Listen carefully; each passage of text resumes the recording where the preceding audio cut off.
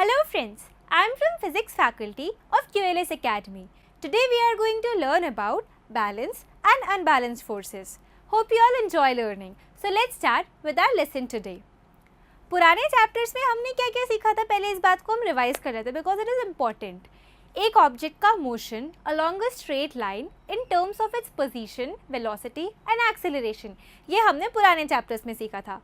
और हमने uniform and non uniform motion के बारे में भी और थोड़ा डीप में पढ़ा था. बट हमें ये नहीं पढ़ा था the causes of motion, which thing causes motion. Why does the speed of an object changes with time? Do all motions require a cause? ये सब अब हम इस चैप्टर में पढ़ेंगे. बहुत टाइम तक मोशन ने साइंटिस्ट को बहुत परेशान किया. कैसे परेशान होते थे साइंटिस्ट? जैसे बॉल को रोल कर दी, अब वो रोल होकर आगे आगे जाके बंद हो गई. क्यों बंद हो गई भाई? हमने तो यहाँ पे फोर्स लगाया था. उसी तरीके से पेंडुलम, या फिर पेंडुलम तो उस टाइम पे था नहीं, कुछ भी ऐसे लटकती हुई चीज़ देखोगे तो वो एज कम्पेयर टू बॉल ज़्यादा टाइम तक ऐसे रहती थी ना. मोशन के लिए बहुत परेशान हुए थे साइंटिस्ट और philosophers. A ball on a ground when given a small hit does not move forever. Such observations suggest that rest is the natural state of an object. बहुत इंपॉर्टेंट बात है ये. Rest is the natural state of an object, मतलब कोई भी object का natural state rest होता है. पूरे दुनिया का कोई भी ऑब्जेक्ट रेस्ट में आना चाहता है, या आप ध्यान में रखना, ठीक है, ये बहुत इंपॉर्टेंट पॉइंट है. We know that to make an object move or to stop a moving object we need a push और pull or a hit to make the change in their state. कुछ हिल रहा है, उसको रोकना है तो हमें उसको पुश करना पड़ेगा, या फिर पीछे से खींचना पड़ेगा, फिर हिट करके उसे रोकना पड़ेगा, या फिर उसे मोशन में लाना पड़ेगा. दैट इज स्टेट चेंज करने के लिए हमें फोर्स अप्लाई करना पड़ता है. दिस पुश और पुल और hit is known as an effect of applied force. Force हम अप्लाई करते हैं, उसका इफेक्ट ये पुश पुल और हिट है. फ्रॉम आवर स्टडीज ये तो हमें पता है कि force can be use to change the magnitude of velocity of an object. 6th standard से पढ़ते आ रहे हैं कि वेलोसिटी चेंज करनी तो फोर्स को अप्लाई करना पड़ेगा. That is to make object move faster और स्लोअर, अभी बोला था मैंने, और to change the direction of motion. Velocity है भाई, तो वेलोसिटी के पास मैग्नीट्यूड भी, डायरेक्शन भी है.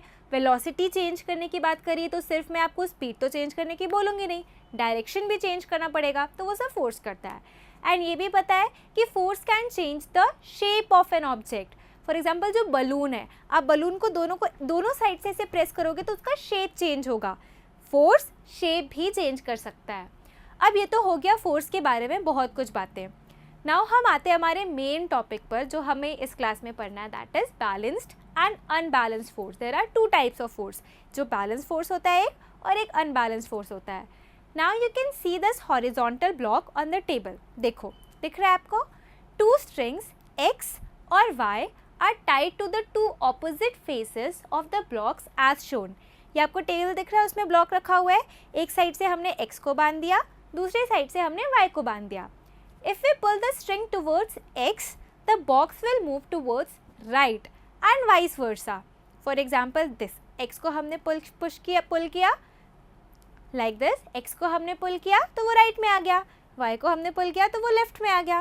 But if we pull the box from X and Y both sides with equal forces, the block will not move.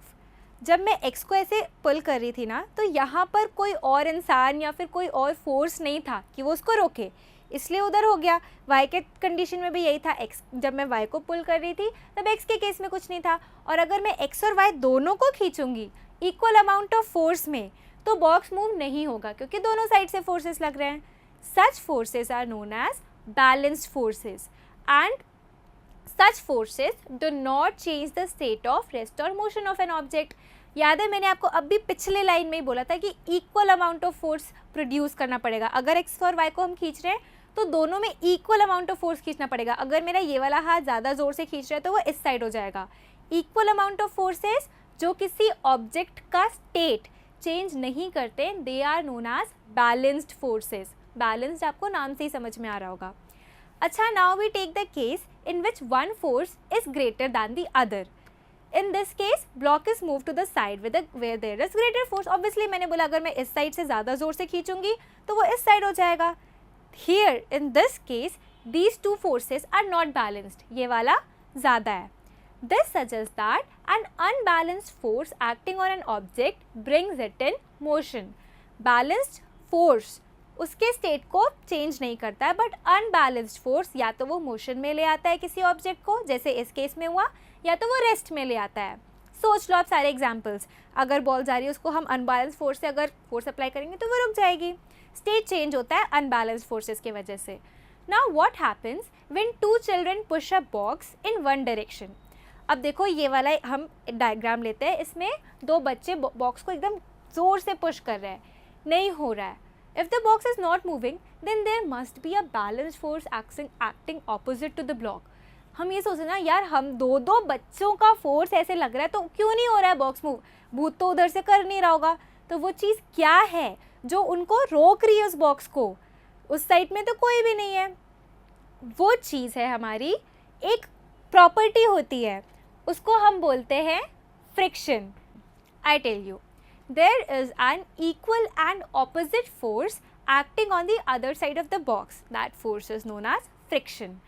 This friction force arises between the two surfaces in contact. नीचे देखो, जो दो surfaces है ना, between the bottom of the box and floor's rough surface, box के bottom में और floor के रफ सरफेस, उन दोनों के बीच में एक फोर्स पैदा हो रहा है, that is known as frictional force. और वो फोर्स उन बच्चों के फोर्स को इक्वलाइज कर रहा है, बैलेंस कर रहा है. अब बच्चों ने और धक्का दिया, फिर हुआ नहीं, फिर भी नहीं हुआ, that means still balance force लग रहा है. अब और ज़ोर से धक्का हुआ, इस बार क्या दिक्कत देने पर इस बार क्या हुआ कि वो फ्रिक्शनल फोर्स से ज़्यादा धक्का दे दिया उन्होंने. फ्रिक्शन फोर्स उसको रोक नहीं पाया. एक लिमिट होती है ना फ्रिक्शनल फोर्स की, उसको रोक नहीं पाया, तो एक अनबैलेंस्ड फोर्स आ गया और बॉक्स चलने लगा. समझ में आया आपको? फ्रिक्शनल फोर्स जब तक अपनी पूरी हिम्मत से रोक रहा था तब तक तो वो बैलेंस था. अब फ्रिक्शनल फोर्स के बाद अब ज़्यादा हिम्मत नहीं बची है, वो कम पड़ गया, बच्चों का फोर्स ज़्यादा पड़ गया, तो एक अनबैलेंस्ड फोर्स क्रिएट हो गया. उस अनबैलेंस्ड इन्वायरमेंट क्रिएट हो गया. यहाँ का जो बच्चों वाला साइड था वो ज़्यादा हो गया, दैट्स वाई जो बॉक्स है हमारा वो मूव होने लगा. एक और एग्जाम्पल अगर आपको याद हो तो, जब हम साइकिल चलाते हैं तब क्या करते हैं? पैडल मारते हैं. However, it is quite incorrect. An object moves with a uniform velocity when the forces acting on the body are balanced and there is no net external force. ध्यान से सुना, बहुत इंपॉर्टेंट है, कन्फ्यूजन क्रिएट होता है.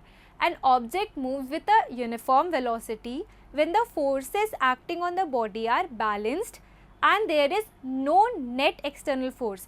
अगर एक unbalanced force apply हुआ तो या तो उसका डायरेक्शन चेंज हो जाएगा या स्पीड. मतलब अगर हमें एक्सेलरेशन करना है तो आपको एक प्रॉपर अमाउंट का अनबैलेंस फोर्स अप्लाई करना पड़ेगा. And if the force is removed completely, the object would continue to move with the velocity it has acquired till then. ठीक है, तो ये तो हमारा पूरा का पूरा चैप्टर अनबैलेंस्ड और बैलेंस्ड फोर्सेस के बारे में जो आपको याद रखना पड़ेगा.